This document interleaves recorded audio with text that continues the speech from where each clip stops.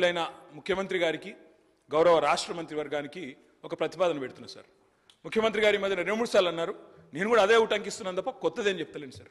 ఇలా మా మంత్రుల కమిట్మెంటు, మా ప్రభుత్వం యొక్క కమిట్మెంట్ చూస్తే చాలా చాలా ఆనందంగా ఉంది సార్, చాలా గొప్పగా అనిపిస్తున్నది.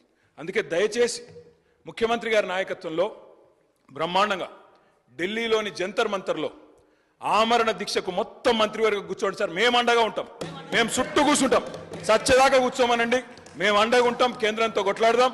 మొత్తం మంత్రివర్గం మంచిగా జంతర్ మంతర్లో కూర్చోండి, ఎమ్మెల్యేలు అందరం వస్తాం, ఎంపీలు అందరం వస్తాం, అందరం పోయి కూర్చుందాం, అంతూ చూసుకుందాం సార్. ఎందుకంటే గురించి ప్రతిపాదించిండ్రు.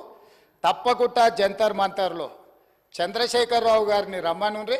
చంద్రశేఖరరావు గారు, నేను ప్రతిపక్ష నాయకుడిగా చంద్రశేఖరరావు గారు, సభాపక్ష నాయకుడిగా నేను తెలంగాణకు నిధులు తెచ్చుడో అవసరమైతే సచ్చుడో తేలుద్దాం. మేం సిద్ధం. తారీఖు పెట్టండి, చంద్రశేఖరరావుని తీసుకొని రండి.